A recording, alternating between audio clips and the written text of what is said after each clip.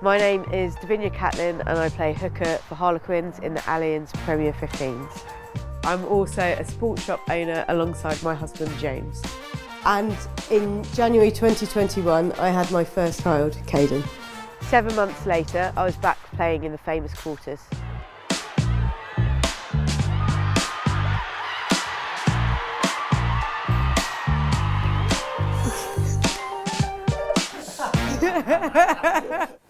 I've always wanted a family. Your playing career is only so short, but so's your life. You know, you can't put things on hold constantly. And I thought to myself, I don't want to retire. I don't want to do that. I want to have kids and carry on playing at the top level I can physically do. I'd spoken to some of the girls about having a family and they were like, oh yeah, you should. It'll be great. And I actually got Shauna Brown. We had this Zoom during COVID. We had this Zoom meeting. I said to Shauna, ask them what support they're going to give you if you fall pregnant. Test the waters. And they were like, we will support you like we'd support an injury. And I was like, brilliant.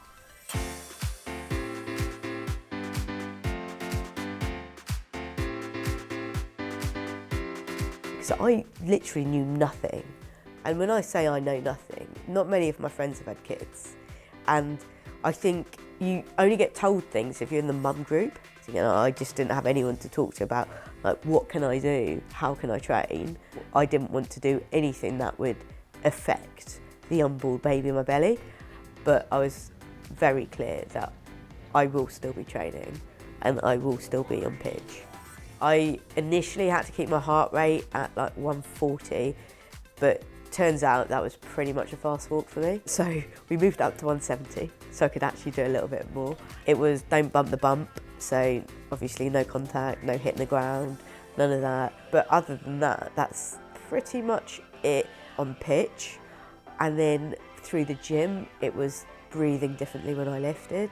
So essentially the opposite of what you would normally do. And that was a challenge because I've gone 10 plus years doing it one way and then you have to change to do it another way. He arrived on the 28th of January.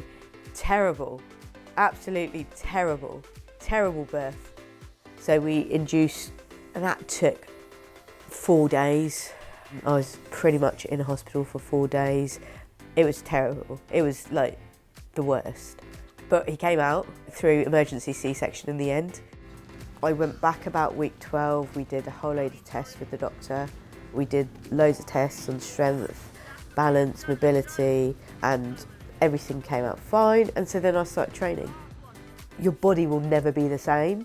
So the size of your hips, your pelvic's changed, the ligaments, everything has changed. So it's not, I've got a new knee, so I just carry on the way I did before.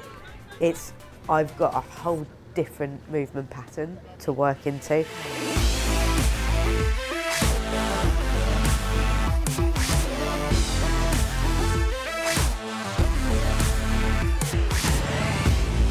With all of this, I'm still breastfeeding, so it was learning how to be away from Caden for 3-4 hours at a time and not feel like I was going to explode, which anyone that's tried to breastfeed knows the struggles of knowing when to express and when not to express, and it is just another thing you have to learn. It's hard because you just sort of expect that your sleep gets back to normal, like you read, oh yeah, 6 months you'll get 12 hours sleep. It doesn't happen. And it's taken me a while to realise that it actually doesn't happen, and it's all right. It's not the worst thing in the world. It's hard because I want to be switched on at work. This is what pays our bills. So I have to be like on the ball, trying to think for 8 hours before I go to training, and then sometimes I'm not all there. Like I have to ask for things to be repeated because I've heard it, but I've not heard it. So things like that, I have to get things repeated to me. It's not easy because, you know, these girls are working off like a solid 8 hours at the minimum, and I'm working on like maybe 5 hours broken, and that is not a lot of sleep.